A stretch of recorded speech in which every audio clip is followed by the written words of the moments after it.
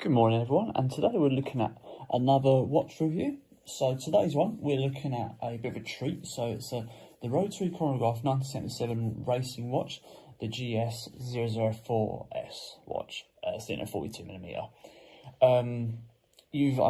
I believe as a sort of a watch collector, you should always have like a Rotary at some point in your life, as well as a Sekonda. So you've got to be able to sort of appreciate a range of quality at a different price.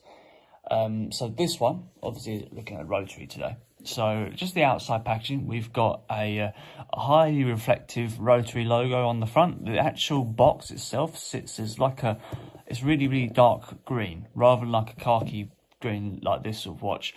Speaking of this watch, I have done a review of this. Literally is a budget Luminox watch. If you don't know what Luminox watch is, just Google Luminox watches and then find out about it from there. But this is literally a budget Luminox watch for about 20 quid. One of the best watches I've had that's the strongest for the price point. So, looking at your Rotary watch for today, a simple lift-off lid system with original British design. Text on the side there. Overall, it's a very nice pattern look box to it. You might be able to see the squared patterns on the actual box itself. Looking inside the box, we've got a simple lift-off lid system, and this is obviously now presented to us, the Rotary watch. I've come into the lounge today so that I can get the lighting perfect for this sort of gold colour. Very hard for it to get the light shining on this sort of watch. So let's take this out. Obviously the Rotary box is very well presented to us. Just move that over there for now. So here we go. This is the Rotary Chronograph 1977 racing watch. It looks very similar to the Seiko Propex Speedtimer Solar. If you give that a little Google, it looks like the Rolex Panda, Rolex Daytona Panda, except without the gold. So the price of this watch sits around about £150. The weight of the watch is around about 200. I think that's with the box as well. Looking at the chronograph function, so looking around the face of the watch, you can see that we've got 3 faces, very similar, very common for a chronograph watch of this type. We've got a 24-hour display in the top right here. We've also got a stopwatch in the bottom left here, and a stopwatch sort of tracker throughout the hour in the top left with the chronograph function just to spin around here. So let's have a little look at the demonstration.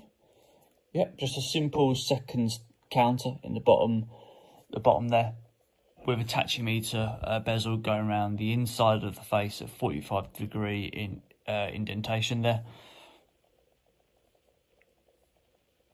Just get us up a nice little close-up look of the watch.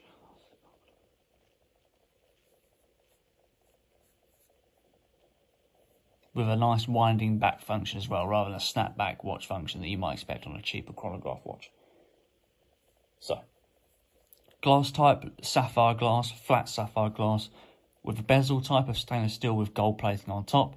Looking at the hands themselves, they're full luminous long hands, so they really cover the hour marks really well.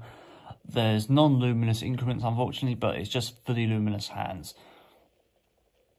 As you can see from here, waterproof to I believe 100 meters, or it might be 50 meters. I have to check on the back in a minute. Obviously, the bezel does not rotate. The bezel is a plain, slightly indented 45-degree smooth gold-plated bezel there. Looking around the casing, we've got a full mirror stainless steel effect on going around the casing. Case thickness sits at round about a centimeter, so it's not a big, not a thick watch. Looking at the chronograph, the chronograph buttons here, we've actually got gold with that silver finish. So the gold buttons and gold crown. The crown actually has that Rotary wingspan logo on it. So if I can get that to show up nice and clearly. There you go. You might see it there now. Look around the back. We've got a nice back plate to it, a nice sort of a two-tone finish. One of the best sort of back plates I've seen in a while. Probably because it's so new and so clear, with this little two-tone silver finish, well not silver but two-tone silver look finish to it, with that Rotary matte stainless steel finish in there and the mirror finish around the side. A nice little effect there, and obviously a Rotary made in since 1895 look on it. What was it? It's 50 meters. Looking at the bracelet connections, you've got double-ended popper pins here as well. Overall, the watch has a very nice look to it, with a simple leather strap as well, a leather polished brown strap, all ruby. Overall, a very nice watch.